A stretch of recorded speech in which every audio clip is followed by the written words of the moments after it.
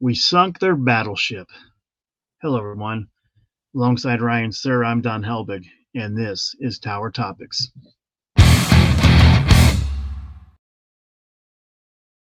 Tower Topics is a podcast by Kings Island fans for Kings Island fans, because that's who we are and that's who we care about. So, Don, I haven't asked you this yet, but for those of you watching on video, Don is wearing a Vekoma hat. I do remember we both got the Vekoma hat from IAPA a couple years ago, and sunglasses. So the question is, I can totally justify the Vekoma hat because it's a great hat. Great Are hat. the sunglasses just to complement the Vekoma hat, or do the sunglasses have an ulterior meaning? No, it's the health type things with my eye. We talked about it several episodes ago where I had the stroke, lost vision in my left eye, and there's been several different procedures in that since then, trying to figure out what was going on.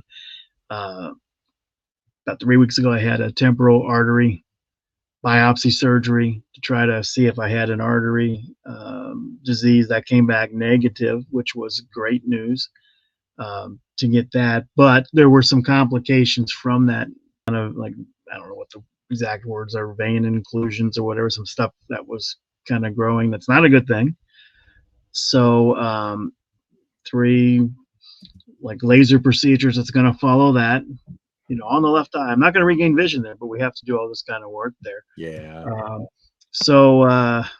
Yeah, I mean, it's like they keep throwing me curveballs, but I'm resilient, and it's on to the next thing. So I just, for this episode, I got to wear the sunglasses for this one and the next couple of ones just to deal with lighting and that. My eyes are real sensitive right now, but we're going to get back on track, Ryan.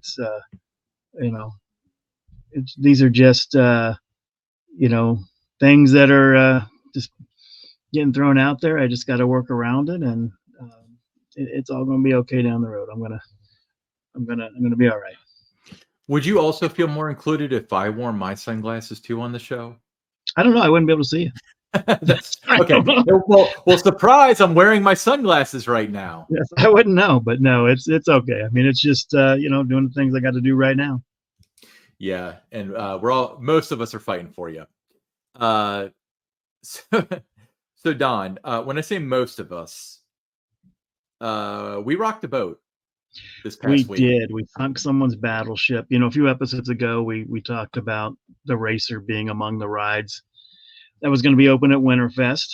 That didn't go over very well with the Kings Island comms team. They kind of threw a fit about that. They had this apparently this big plan on how they were going to announce it with a promo type thing on social media, and that they're now like, we got to pull the plug on it. I guess they're afraid everyone's going to say we heard it on Tower Topics first. Yeah. I don't know. But wondering who's talking to us. How did we know? Because this was not a matter of public record. You can't go to the city of Mason and find that. So they want to know who's talking to us. So asking a lot of questions and things.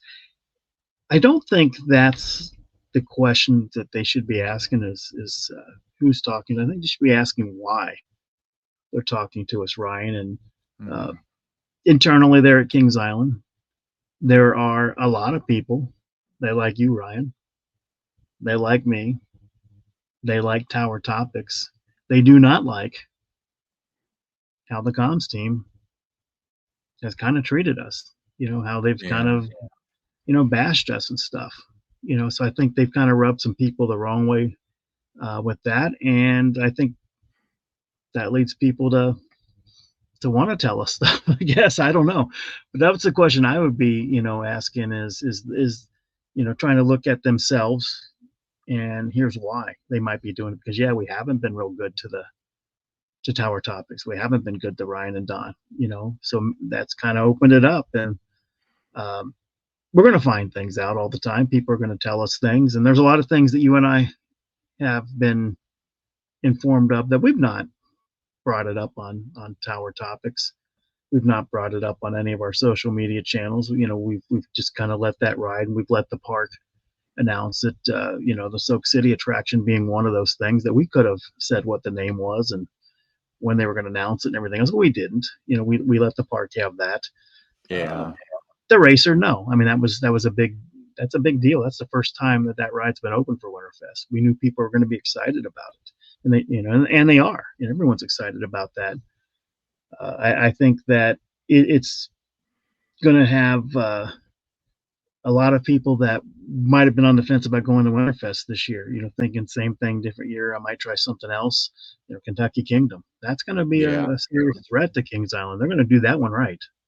That's going to be very well done there at Kentucky Kingdom. So this is something that gets those individuals that might have been on the fence to want to come back and try Winterfest. You never get to ride the racer in December when it's 32 degrees or whatever it might be or something. So it's something new, something to talk about.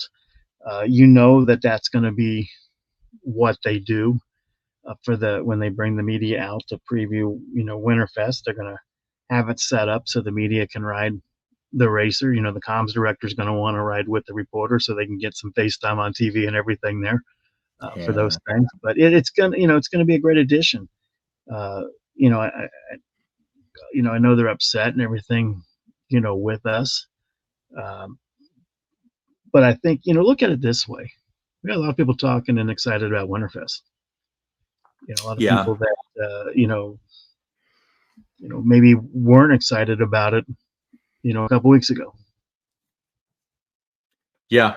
And there's always two ways that you can kind of think of this podcast and, any YouTuber or anything like that. It's, you can be out for blood and so on, or you can leverage it in terms of, because the thing though is they can still do their announcement because we don't reach 10 million people. We reach a lot of people, but the people we reach would probably have heard about it eventually before the announcement because it's a leaky faucet, it really is.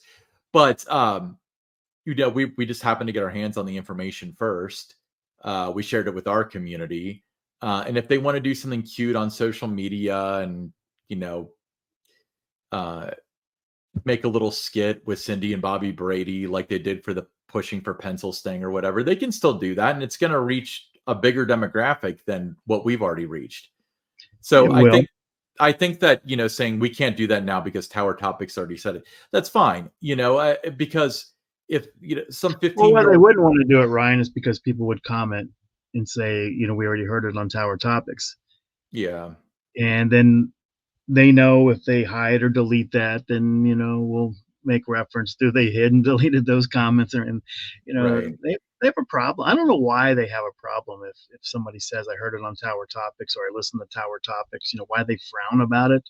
I don't know how many times we've talked about it that, we're friend, not foe, and they need to look at us that way, sometimes, but they just don't for whatever reason. Most of the people around the park love the show. They do. They tell us all the time, that they really like the show, and you just have a couple of people that, for whatever reason, I don't know if they view us as competition. I don't know what the problem is, but anytime there's a Tower Topics reference mentioned on, one of their social posts or something, they seem to have a problem with it instead of just deal with it. Yeah, I've always wondered what their problem is with Tower Topics. I'm a perfect angel, so I just always assumed it was something you did. But that's a joke. But well, my name being associated with it could be a little bit of a problem. I mean, you're the more outspoken of the two of us about some of the things that goes on there. I mean, I don't want to mention any products, prestige, but anyway, never heard it's but I don't, I mean, really, I mean, think about it though. When you look at, Winterfest, not that far off, it's just over a month away, and it's time to start getting excited about that. You got the racer, Mystic Timbers will be open. You're going to have Snoopy Soapbox Racers open. So that's going to be another ride that you get to experience. I think that's going to really enhance that area of the park. Planet Snoopy, Camp Snoopy was always one of my favorite areas during Winterfest because, when you think of the holiday season, now you think peanuts, right? So yes, I think that's going to be, something that's going to really enhance, the Winterfest event. And, you walk into Kings Island, I mean, it's just looks spectacular. When you got the Eiffel Tower, 314-foot tall Christmas tree, you got ice skating, the buildings are all, you know, all the decor, the lights and everything. I mean, it's just spectacular. My favorite time of the year, go to Kings Island is Winterfest. I just wish it was about 30 degrees warmer, but that's just me. Well, then go to Dollywood's. Theirs is about 30 degrees Oh, I warmer. do. I go there a lot during No, the holiday season. I agree that Winterfest is my favorite time of the year at the park as well. The Planet Snoopy thing, I think it's interesting because the first year that they had Winterfest, like the current iteration of Winterfest, I remember being very underwhelmed by Planet Snoopy because remember they had the oversized like light bulbs and stuff, which I think was a good idea, but it just didn't unfold the way that they had it. And they've slowly like replaced it with more traditional lighting and stuff. But you're right.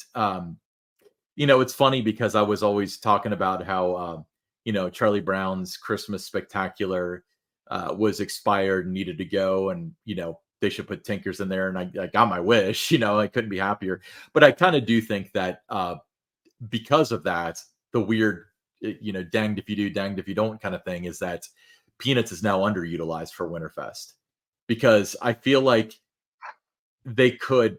I would just wish they had another big theater, and maybe the Fest House would be the answer, but I'd love to see them do the Charlie Brown Christmas, do a recreation of that, kind of like how Universal in one of their sound stages does the Grinch Who Stole Christmas. I mean, we've all heard this story before. We know what happens. We know the songs and everything, but they make a big production of it. So it would be really cool if they did something like that and maybe even made it a little bit more of a musical than it kind of is now. But I think, having a dance routine, but having the characters kind of sandwiched in there just kind of like wasn't a great tribute to the Peanuts. And it just was like fun at first and it got old really quickly. You know what I mean? Yeah. But they don't ask me these questions, Don. No, but I'm looking forward to it. And, it starts the Friday after Thanksgiving. It does, and they've got those interactive wands, which are both $29.99. One's not really a wand. One's a wand. It's like a nutcracker.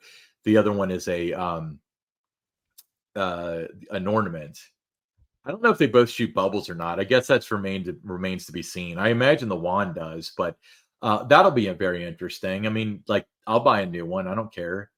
I bought my previous one, had my fun with it, made a video, gave it to my nephew, and he took about 3 days to destroy it. He loves bubbles. He's like a year old, but Yeah. I'll get a new one. Why not?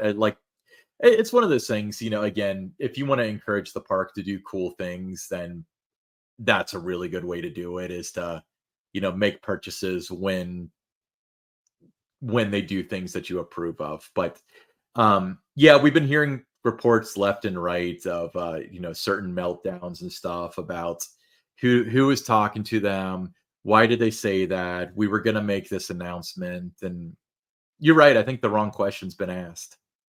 Yeah, it should be, not who's doing it, but why are they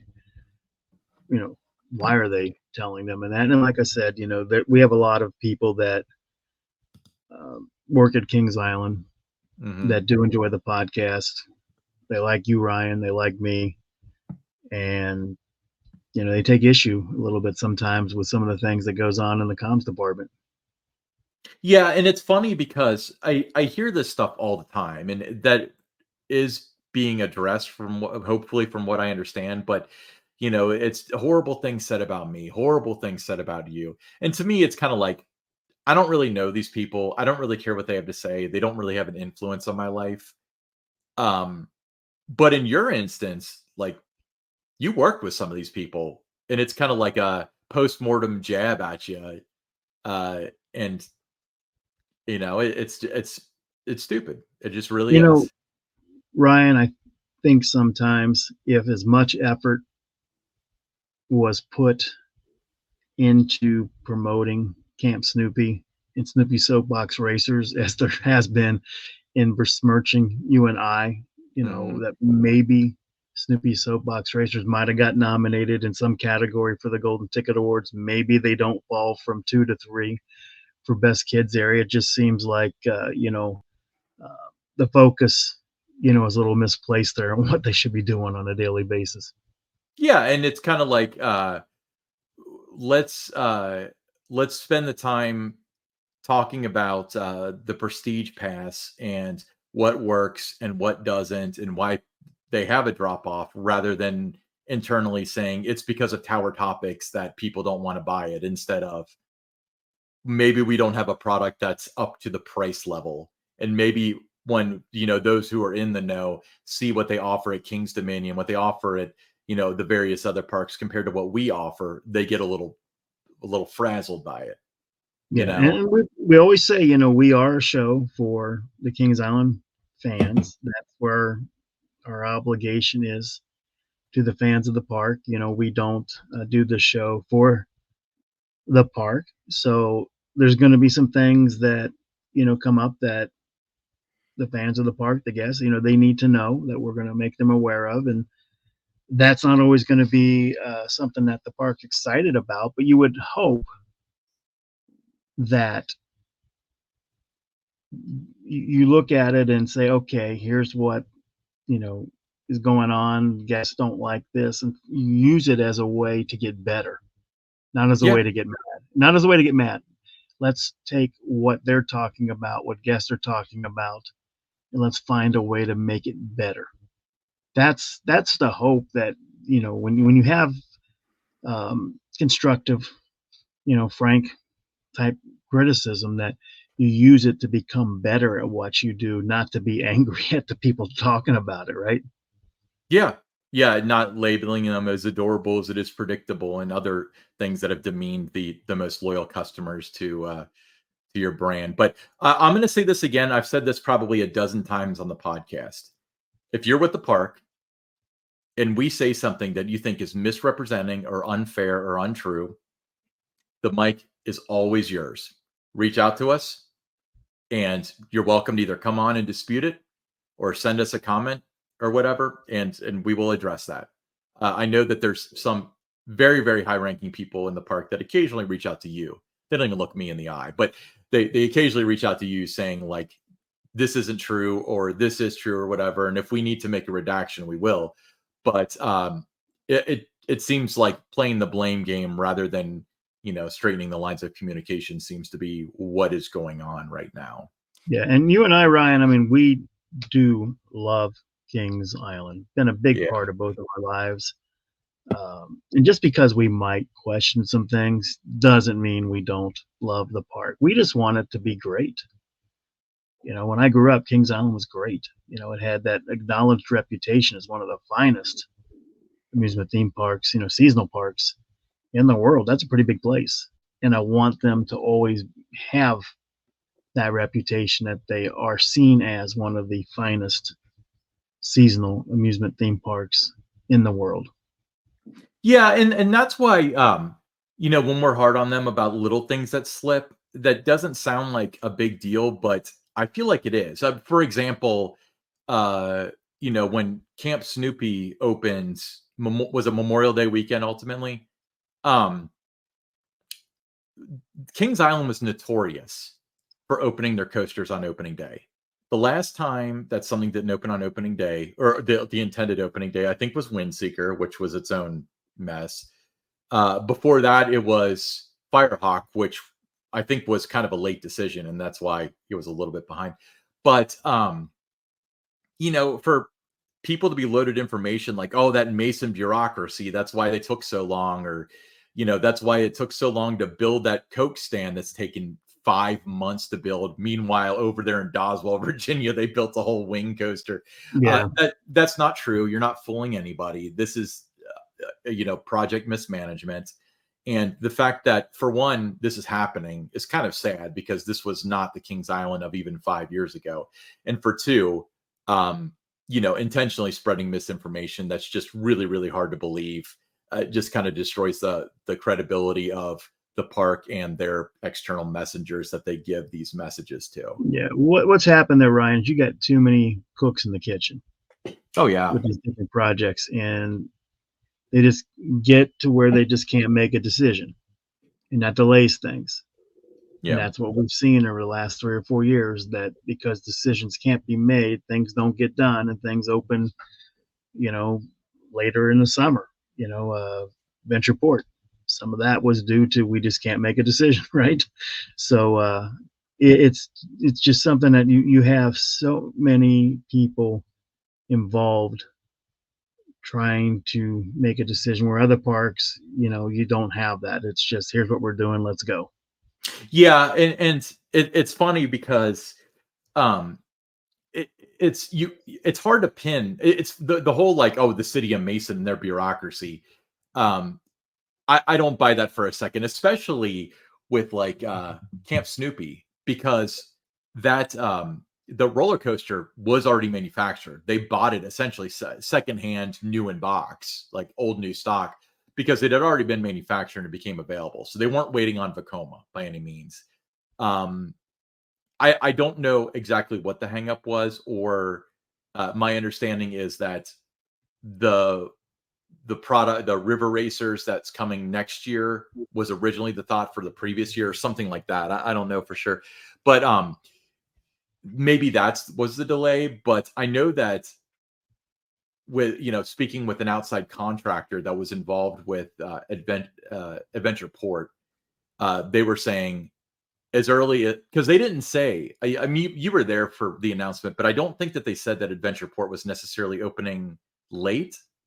Or maybe they didn't give a date. I can't. They said spring, right? Well, originally, when it first was announced, it was going to be open in April with the park. And then after they realized that wasn't going to be the case, then it became like spring. It was going to, so they had changed that. So if you were to go back and try, I don't know if they probably have scrubbed it by now on social media, but originally Sure. when that was announced, it was going to open in April of Yeah. 2020. So, talking to just like a contractor that was involved, they were saying, they're implying that this is going to be ready for the parks opening, but there's so many decisions that have not yet been made. Um, that it's putting everything behind. And that's why, at the time they blamed supply chains. Now they're putting the word out there that it's the Mason bureaucracy. By the way, what a great way to have a fantastic relationship with the city of Mason, who could at any point charge, an admissions tax like they tried to in 2008. So Yeah, let's spread information about the Mason City Council that's not necessarily true. yeah. Um, It was even to the point, Ryan, toward the end of my time there with Coaster mhm, Stock, where all of a sudden, people who had no interest in Coaster Stock, they like, getting thanked for it and stuff, but they right. had nothing to do with planning it, nothing to do with executing it, none of those kind of things.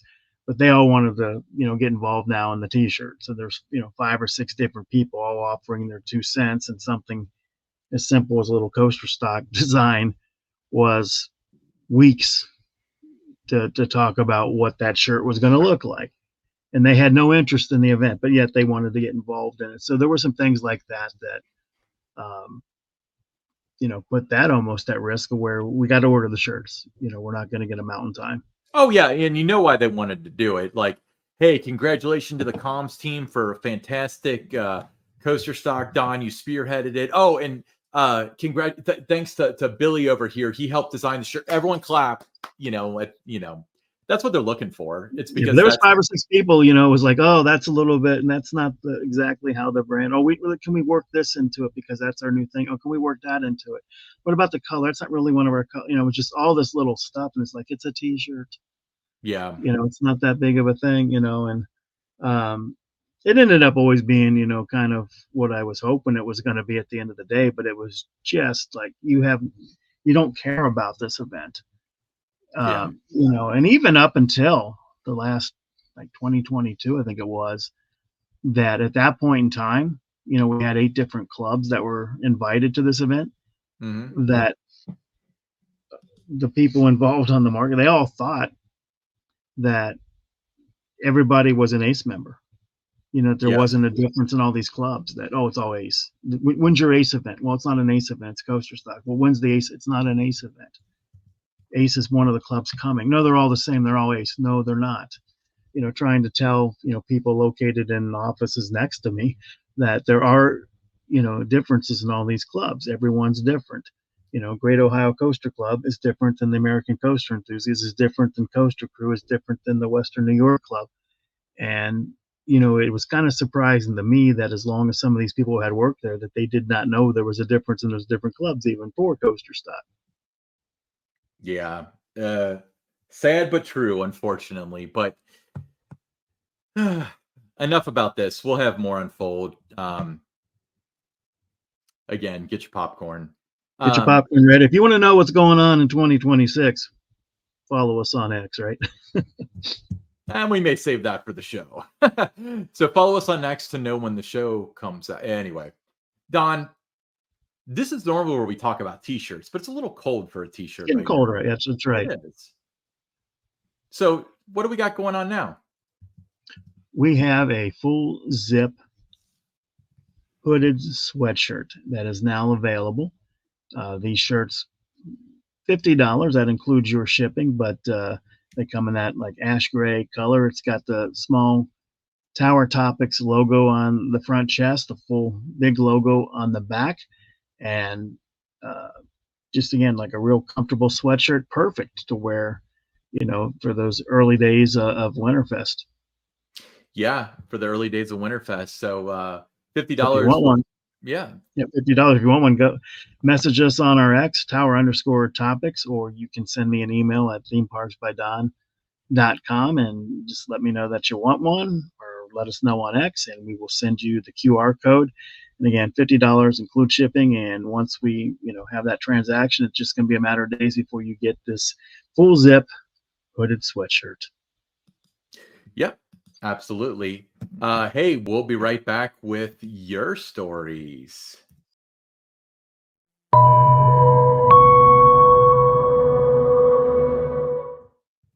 Okay, today's story.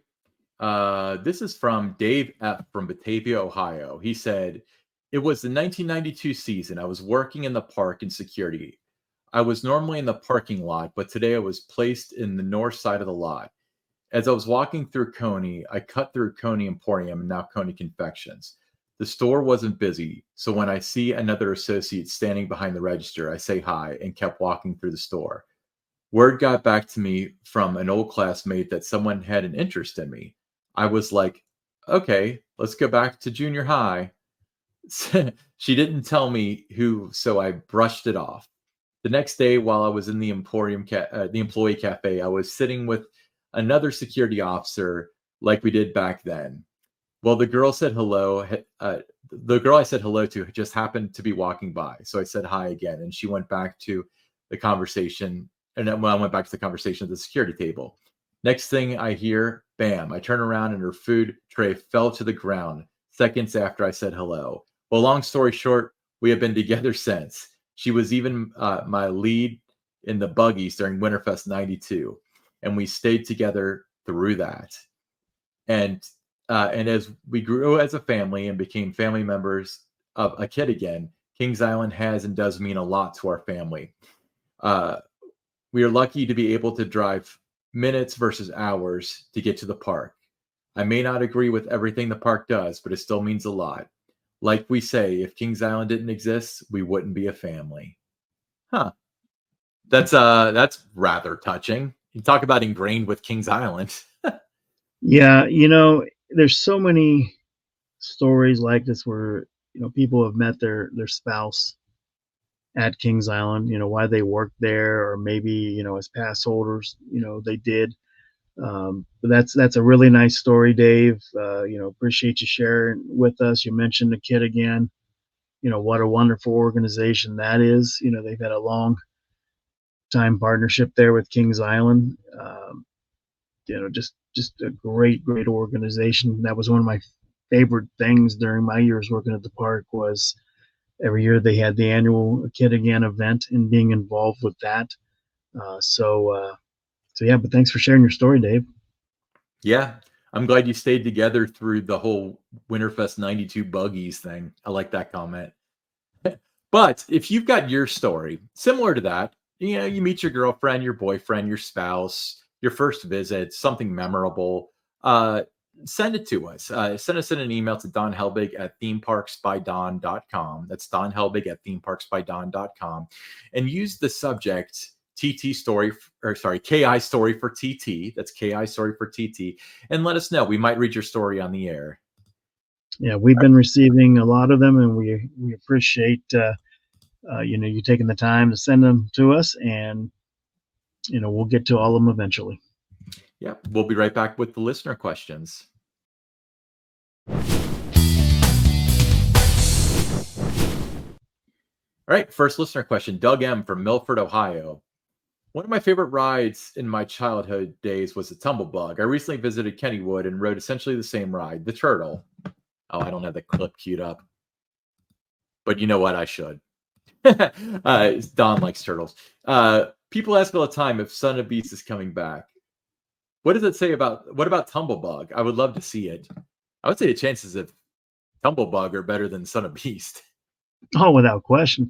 I think that would be great for nostalgia buffs to bring back the Tumblebug. To have that happen, though, you would have to have some people involved at the park in leadership type roles that would push for something like that and be able to sell that history, that nostalgia.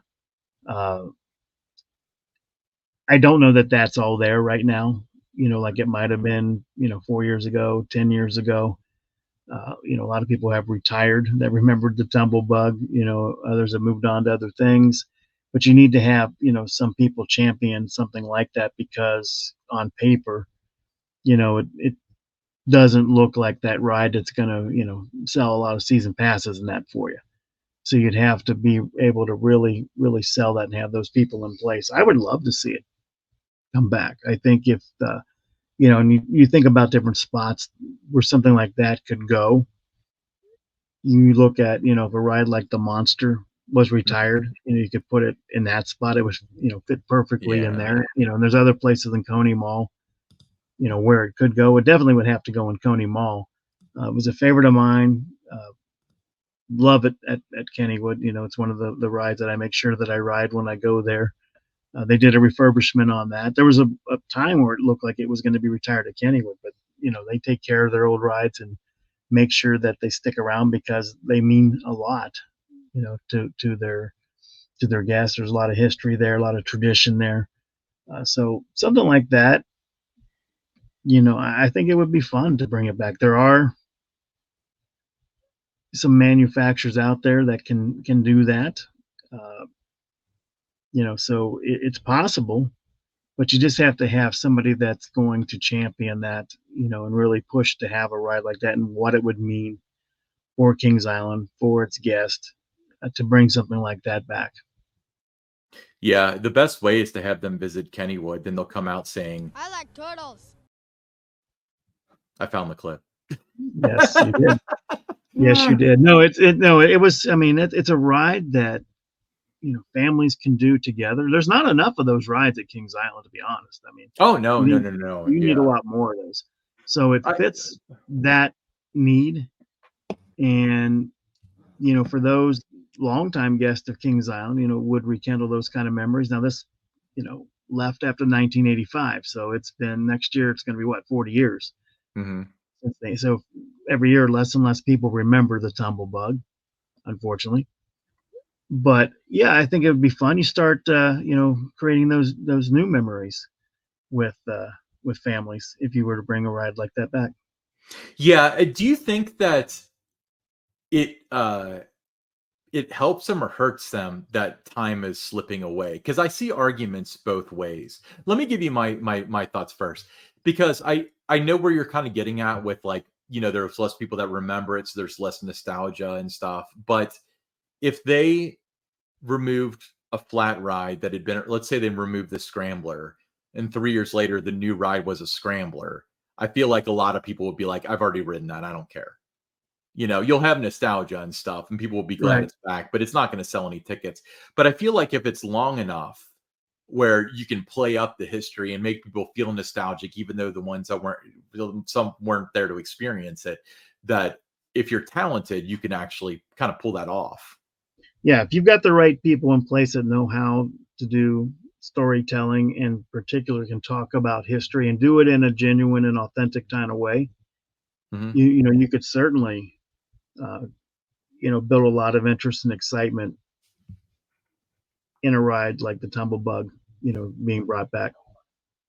Yeah, I agree, and hopefully it does come back because I've ridden rides like that, but I was only 2 when the Tumblebug was removed. So, Leslie W. from Anderson Township, she said, "Why aren't snow cones talked about more as this favorite at Kings Island?"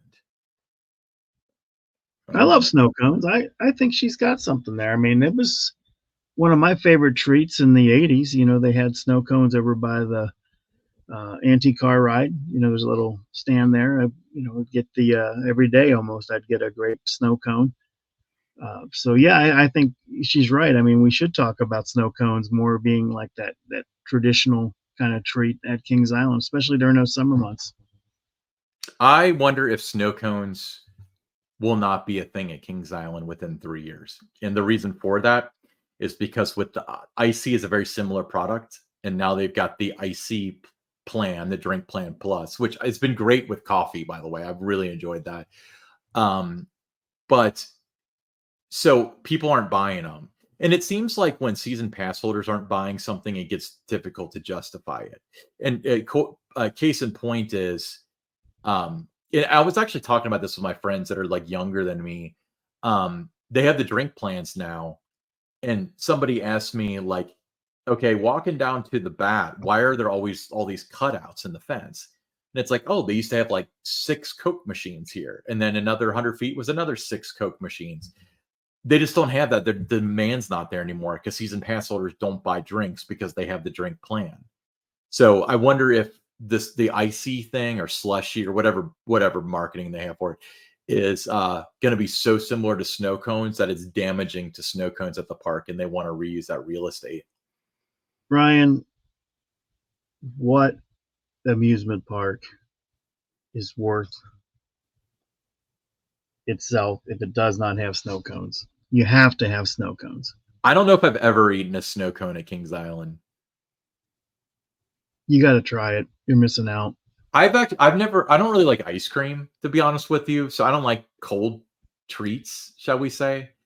I think I got roasted in the comments for saying that before, so I'm really asking for it this time. But um, I'm not making an argument against it. Like, You'll be one of the reasons why it would go away because you just never had one.